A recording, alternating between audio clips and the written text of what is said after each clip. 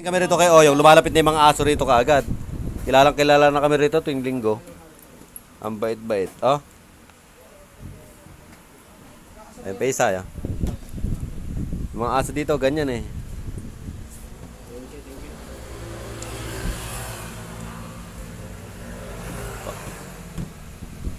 Ang bait ng aso na to eh. Ang lambing ng aso na to. Doggy, doggy. Tuwan-tuwa siya kasi dumating na eka yung pagkain. Dumating na yung pagkain. Ayun pa oh. Oh. Pakiti ka. Ine. Ika. Pakiti ka.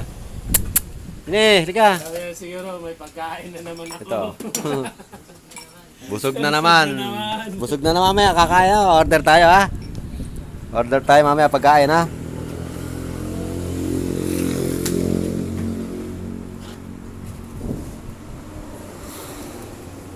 Pakiti oh, halika. Ganda sana to, uli ko.